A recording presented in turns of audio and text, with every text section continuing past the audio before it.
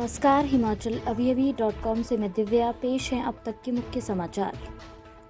Corona curfew के बीच का हाल। हिमाचल में खरीदारी करने यूं पहुंच रहे हैं लोग। कोविड पास बनाकर दिल्ली गए युवक वापसी में लाए चिट्टा। बिलासपुर में पुलिस ने धर लिया। ताजा बर्फबारी से बंद हुआ सामरिक मनाली लेह मार्ग।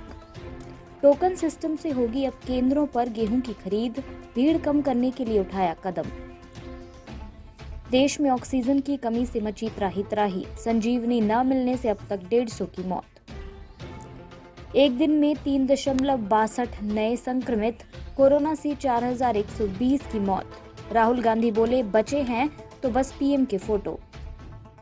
कोरोना वैक्सीनेशन के लिए यूपी सरकार ने वापस लिया फैसला। स्थानीय निवास प्रमाण पत्र और आधार की बाध्यता खत्म। अब समाचार विस्तार से। देश व प्रदेश में बढ़ते कोरोना के मामलों को देखते हुए आप भी सुरक्षा के एहतियात उपाय जरूर करें। मास्क पहनें, सोशल डिस्टेंसिंग के लिए 2 गज दूरी है जरूरी और अपने आसपास सफाई बनाए रखें। 45 वर्ष या इससे अधिक आयु के लोग कोरोना का टीका अवश्य लगाएं। आपके स्वास्थ्य का प्रहरी श्री बालाजी हॉस्पिटल कांगड़ा हिमाचल। कोविड-19 संक्रमण को रोकने के लिए सरकार की ओर से लगाए गए कोरोना कर्फ्यू के बीच प्रदेश भर में 3-3 घंटे के लिए बाजार तय समय पर खुले। इस दौरान जरूरी वस्तुओं की दुकानें खुली। लोग खरीदारी करने के लिए घरों से बाहर निकले। कई स्थानों पर मौसम खराब होने के कारण दुकानों में अपेक्षाकृत भीड़ कम दिखी। उधर सरकार के निर्देशों के बाद भी सस्ते राशन के डिपो के बाहर लंबी लाइनें लगी रही। प्रदेश के अन्य जिलों में माहौल पहले 3 दिनों के समान रहा। लोग खरीदारी करने के बाद घर का रुख कर रहे हैं। कुछ एक स्थानों पर वाहनों की भीड़ के चलते जाम जैसे हालात बन रहे हैं, लेकिन पुलिस अपनी ड्यूटी पर मुस्तैद है। बसों के पहिए भी थमे हुए हैं। कोविड-19 संक्रमण की चेन को तोड़ने के लिए इस कोरोना कर्फ्यू में प्रदेश के ज्यादातर हिस्सों में लोगों का रवैया सहयोगात्मक दिख रहा है। कोरोना संकट के बीच हिमाचल में नशे के सामान की तस्करी भी जोरों पर है। पुलिस ने आज बिलासपुर में चिट्टे की बड़ी खेप पकड़ी है। पुलिस के अनुसार एसआईयू की टीम ने NH 103 पर तरघेल के पास नाका लगा रखा था। इस दौरान एक गाड़ी आई जिसमें 2 युवक सवार थे। पुलिस ने गाड़ी को चेकिंग के लिए रोका। तलाशी लेने पर चालक की सीट के पीछे मैट के नीचे 208.3 ग्राम चिट्टा बरामद हुआ। दोनों आरोपियों की पहचान सुंदरनगर के भोजपुर निवासी जिमी व ललित के रूप में हुई है। ये दोनों कोविड पास बनाकर 11 मई को दिल्ली गए थे और वहां से वापस आ रहे थे। मामले की पुष्टि डीएसपी अनिल ठाकुर ने की है। पिछले 3 दिनों से कुल्लू व लाहौल स्पीति में मौसम खराब बना हुआ है। बुधवार रात से ऊंची चोटियों पर बर्फबारी जबकि निचले क्षेत्रों में बारिश जारी है।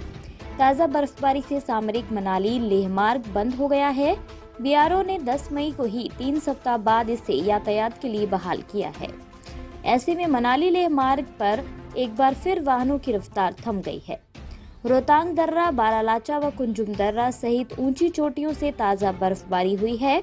बर्फबारी से घाटी में पारा काफी अधिक लुढ़क गया है। इसके साथ ही झमाझम बारिश से कुल्लू में जनजीवन अस्त व्यस्त हुआ है।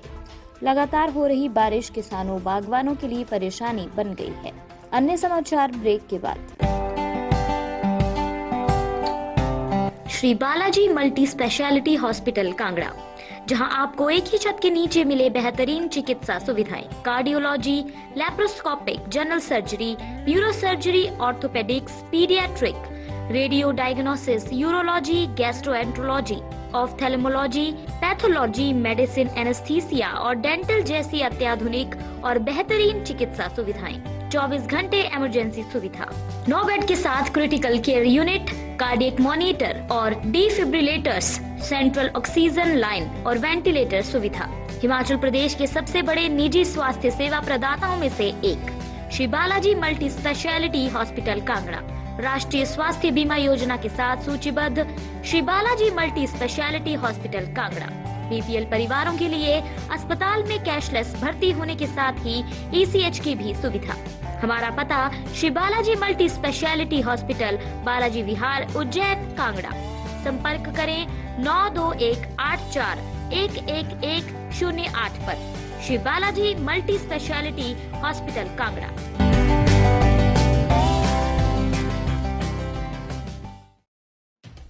फूड कॉरपोरेशन ऑफ इंडिया विक्रय केंद्रों पर टोकन सिस्टम से गेहूं की खरीद करेगा। खरीद केंद्रों में भीड़ कम करने के लिए ये कदम उठाया गया है। इससे किसानों को केंद्र पर जाकर अपनी बारी का इंतजार नहीं करना होगा। एफसीआई की तरफ से टोकन पर दिए गए तय दिन पर उक्त किसान से पैदावार खरीदी जाएगी। कोरोना से बचाव और किसानों का समय बचाने के लिए एफसीआई ने गेहूं खरीद केंद्रों पर टोकन सिस्टम शुरू किया है। इस बार जिले के अधिकतर किसान बाहरी राज्यों में जाने की बजाय नजदीक के खरीद केंद्र में अपने उत्पाद को बेचने के लिए पहुंच रहे हैं। ऐसे में खरीद केंद्रों में किसानों की आमद बढ़ रही है और कोरोना से बचाव के लिए सरकार की तरफ से बनाई गई एसओपी के पालन में दिक्कतें आती हैं। देश में कोरोना वायरस की दूसरी लहर के प्रकोप के बीच ऑक्सीजन की किल्लत से हाहाकार मचा हुआ है। सैकड़ों मरीजों ने ऑक्सीजन के अभाव में तड़प तड़प कर दम तोड़ दिया। भारत सरकार मरीजों की जान बचाने के लिए ऑक्सीजन संयंत्र लगाने और विदेश से आयात करने तक हर संभव कदम उठा रही है। इसके बावजूद सांसों का संकट बना हुआ है।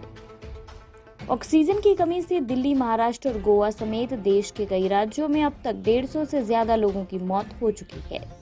दुनिया भर के कई देशों ने कोरोना की दूसरी लहर की मार झेल रहे भारत को ऑक्सीजन कंसंट्रेटर, जनरेटर और ऑक्सीजन सिलेंडर की मदद पहुंचाई है, लेकिन अभी भी स्थिति में कोई बड़ा सुधार देखने को नहीं मिला है।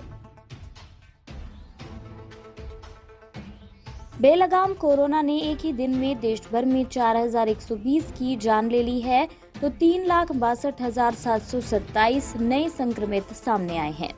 इससे पहले मंगलवार को 3.29 लाख और बुधवार को 24 घंटे में 3.48 लाख नए मामले सामने आए थे।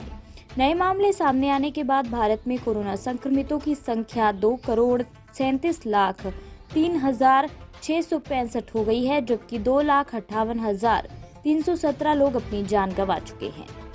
देश भर में पिछले 24 घंटे में 3,52,181 लोग ठीक हुए हैं।